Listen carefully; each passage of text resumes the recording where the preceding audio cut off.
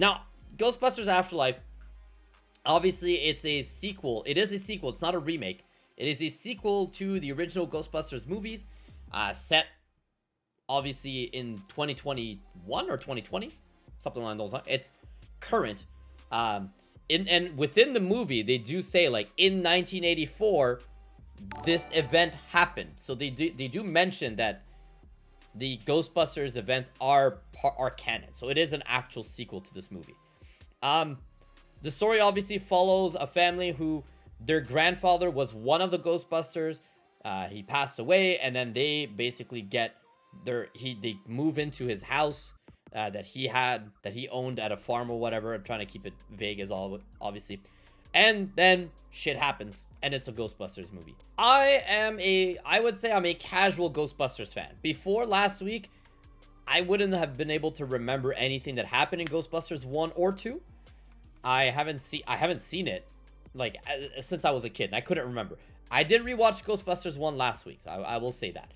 Going into Ghostbusters Afterlife, obviously not being the biggest fan. So if you guys are already fans, this review is probably not for you, because you've probably already made up your mind on whether or not you want to see it or if you're going to like it. But for someone who isn't a big Ghostbusters fan, or who's just curious about the movie, I will say my wife and I had a lot of fun watching it. The jokes really hit. The acting was really good. The movie itself didn't feel long or boring or anything like that. Like, we had a lot of fun watching the whole movie. I think Mel said it's like one of her favorite movies this year. I wouldn't say that it was one of my favorites, because we've watched way too many movies this year, but it's definitely more positive than it is negative. I really liked all the actors. I thought that they did a great job. I felt like the, not the nostalgia, what do you call it? Like, the fan service wasn't too bad. Like, there was a lot of fan service, but it made me smile. It wasn't like, oh god, like, it was pretty good. How long is it? I think it's like 2 hours on the dot. It was like 2 hours and 3 minutes total. So it wasn't too bad. The actors were really good. One of my favorite things about this movie was that I felt like the dialogue between all the characters felt natural. Like, you know, sometimes you watch a movie and you're like, oh, nobody speaks that way. Do you know what I mean? Like, you watch a movie and you're like, why are they talking this way? That's not how people talk.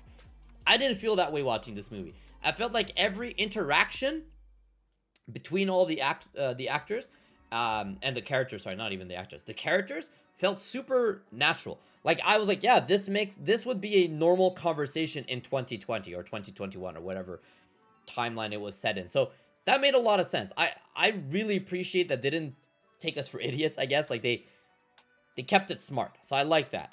The special effects were cheesy, but I think that was on purpose. Like, as in the shoot, what's it called? The gun that the Ghostbusters use. The vacuum thing.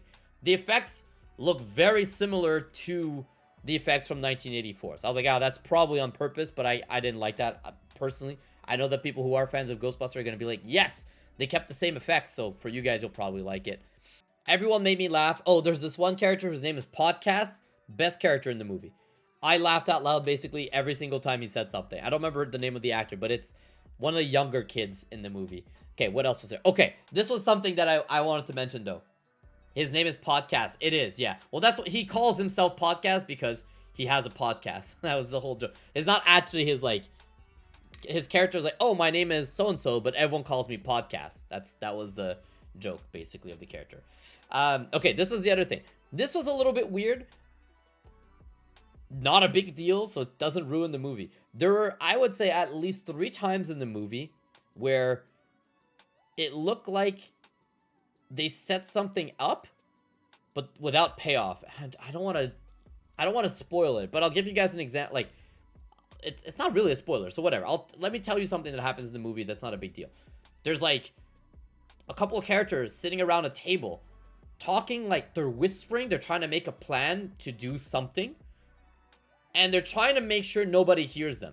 But in the background, you can see that a bunch of other characters are paying attention and listening to these people's plan.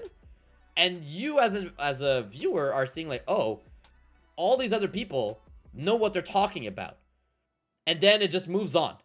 And the other characters, we don't see them ever again. They don't get involved. They don't help. They don't. So it was kind of like, huh? I wonder, was that like a mistake? Is it like it was a little bit weird for that? And then there's another scene where like there's two characters having a conversation, and then one of the characters points and he's like, "Look," and then it cuts, and Mel and I were like, "What are we looking at?" It's very, very random. So that happened like 2 or 3 times where there was just a couple scenes that happened that made no sense. If you guys go watch the movie, you'll see it, and you'll tell me afterwards. Maybe it's just, I'm an idiot and there was something there, but definitely a weird scene. But they don't ruin the movie whatsoever. So obviously don't look at it and be like, oh my god. But yeah, it was that. The movie itself was great. There are 2 post-credit scenes.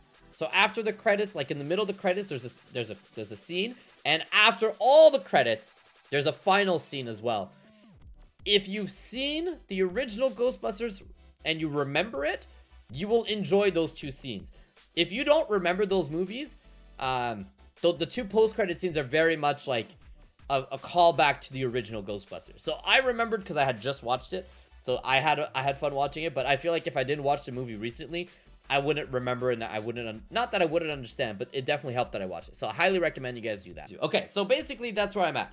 Great acting, great jokes, natural conversations, couple of odd scenes, not too much fan service, so that was good. I liked it.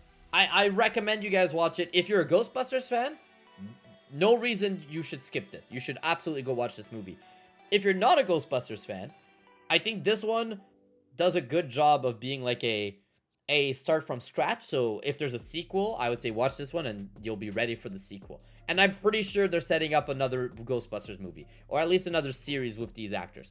I'm totally down for it. I'm super happy with having watched this movie. So I do recommend it. If you guys get the chance, go out of your way, check out Ghostbusters Afterlife.